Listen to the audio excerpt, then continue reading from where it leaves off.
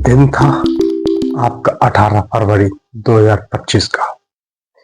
उत्तर प्रदेश के अंदर महाकुंभ चल रहा था।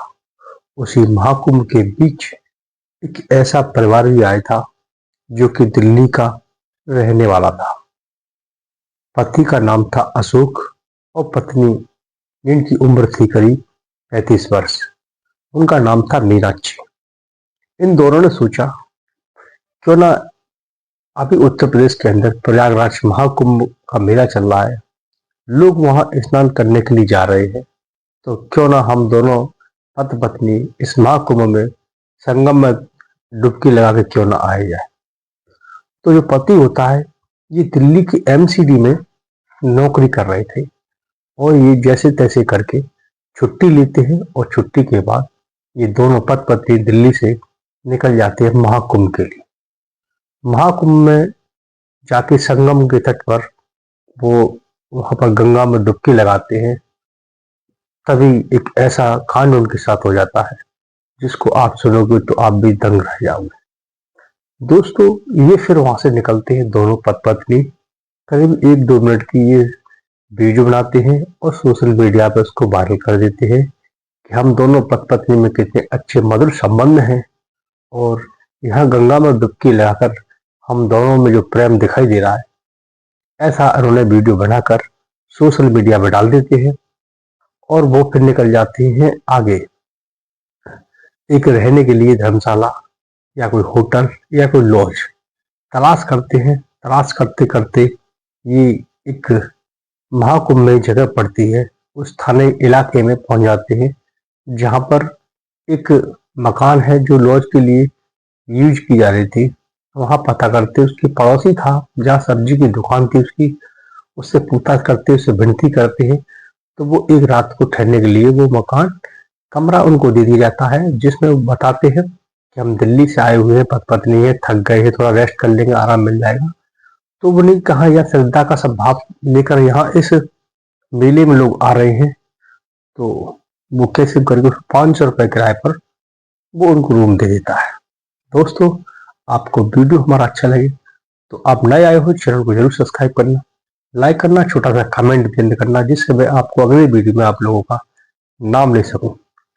दोस्तों, फिर एक दिन क्या होता है, नेक्स्ट दिन 19 तारीख फरवरी को उसके पिता अपने बेटे को फोन करते हैं और बेटे से कहते हैं, बेटा यहाँ पर तुम्हारी मम्मी साथ आई थी, वो मेले में गुम हुए हैं, पता नहीं पड़ रहा है कि कहाँ गई है। सुबह से लेकर शाम हो जाती है, ढूंढता है, पत्नी नहीं मिलती है। नेक्स्ट दिन फिर हो जाता है, फिर ढूंढने का प्रयास करते हैं और जब वो नहीं मिलती है तो उसका बेटा कहता है कि तुम यहाँ आ जाओ दिल्ली। दिल्ली पहुंचता है। दिल्ली उसका जो बेटा है, 3 बेटे थे, एक बेटी थी। बड़ा बेटा जिसकी उम्र 22 वर्ष थी, वो अपने मामा से कहता है कि ऐसे ऐसे उसकी माँ उस कुंभ के मेले में खो गई है, क्या किया जाए।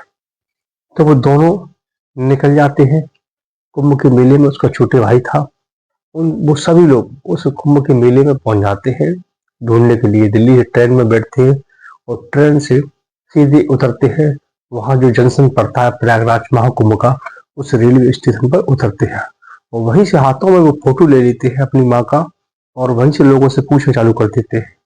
जो वहां दुकानें बनी हुई थी, क्योंकि भीड़ बहुत बड़ी थी, वो कितना कोई ध्यान नहीं रखता है, लेकिन सबसे पहले वहां पुलिस चौकी पड़ती है, वहां पर जाके पूछताछ करते हैं। पूछताछ करने के बाद वो फिर कुंभ के मेले में आगे ढूंढने के प्रयास में वो तीनों चारों लोग निकल जाते हैं। ढूंढते ढूंढते जो वहां एक जो एरिया थी वहां पहुंचते हैं। तो वहां के जो एक उपेंद्र इंस्पेक्टर होते हैं और जो कि महाकुंभ के अंदर होते हैं, वो महाकुंभ से ही आगे चल के लॉज होती है, वो जगह पड़ती है झूसी। झूसी जगह पड़ती चौकी है, तो वहां पर भी पुलिस होती है और वहां पर एक दरोगा थे जिनका नाम उपेंद्र प्रताप होता है।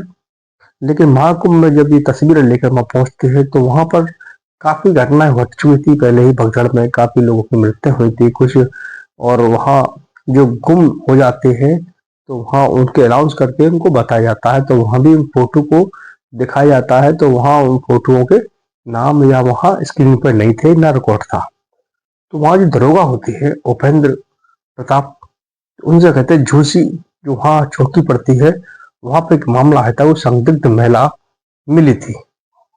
तो कहीं ना कहीं ऐसा तो नहीं कि उसका चेहरा इससे मिलता हुआ दिखाई दे रहा है, क्योंकि अब इसकी पूरी स्टोरी आपको आगे बता रहे हैं। तो वो फोटो लेके जैसे ही वहां पहुंचते हैं, तो उस लड़के को वो फोटो उस इंस्पेक्टर उपेंद्र को दिखाया जाता है। तो उपेंद्र कहते हैं कि डेड बॉडी हमको यहाँ पर मिली थी, तो कहीं ना कहीं आप उसे जरा एक बार देखें और उसको चेक करें। पोस्टमार्टम हाउस में उसको ले जाते हैं लड़के को, और वहां उसको दिखाया जाता है। तो तुरंत ही वो अपनी माँ को पहचान लेता है। साथ में उसका मामा भी था, तो मामा भी तुरंत पहचान लेता है। पुलिस तो उसकी शिनाख्त नहीं कर पाई थी, उसको लावार्स में डाल दिया था, और उसके बाद वो अंतिम संस्कार की भी तैयारी कर रही थी। लेकिन 18 तारीख को एक कांड हुआ था, और 22 तारीख तक ये डेड बॉडी वहां पोस्टमार्टम हाउस में मोर्चरी में उसकी पड़ी रही।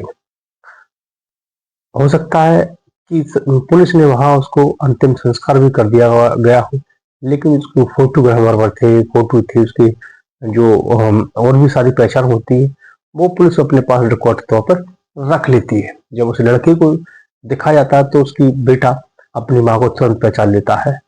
तो बस वहीं से पुलिस को थोड़ा शक हो जाता है। पुलिस अपनी जांच में लगी हुई थी। पुलिस अपने सीसीटीवी कैमरे भी निकाल रही थी, ये रात को कहाँ ठहरी हुई थी। तो उस लॉज का नाम निकल के आता है कि उस लॉज के उस रूम के बाथरूम में ये महिला मिली थी। इसके साथ जो व्यक्ति आया था वो लापता बताया जा रहा था। जैसा कि जिसने लॉज को जिसने 500 रुपये किराए पर दिया था, उसके पास आईडी प्रूफ नहीं लिया था, लेकिन वहां सीसीटीवी कैमरे नहीं थे। लेकिन जहां ये से आते हुए दिखाई दे रहे हैं जिस रोडों से, वहां पर सीसीटीवी कैमरे थे, लेकिन उस लॉज में सीसीटीवी कैमरे नहीं थे। तो पुलिस खंगाल रही थी, क्योंकि उनकी टीम इस तलाश में लगी थी ये इस तरीके का कांड हुआ है। जो पोस्टमार्टम रिपोर्टर ये कह रही थी कि इसके धारदार हथियार से इसके साथ में हत्या की गई है। तो पुलिस को पूरा शक होता था कि कोई ना कोई इसका नजदीक व्यक्ति है या कोई दूर है जो उसकी हत्या करके यहाँ से निकल गया है। पुलिस अपनी जांच पड़ताल में लगी हुई थी। इसके पिता को अशोक कुमार, जो कि एमसीडी में नौकरी करते हैं, उनको दिल्ली से उनको बुलाया जाता है, और बुलाने का उनसे कुछ पूछताछ की जाती है कि आप यहाँ कब आए थे और कहाँ ठहरे हुए थे, वो सारी जानकारी उनसे लिखते हैं। तो वो कहीं ना कहीं वो पुलिस को भगाने की कोशिश करते हैं, गुमराह करने की। तो पुलिस तो जानती है, पुलिस में थोड़ा सख्ती से पेश आती है, तो वो अपना जुल्म है उसको कबूल कर लेता है, और बताता है कि वो दिल्ली से ही आया था, दिल्ली से चाकू लेकर आया था।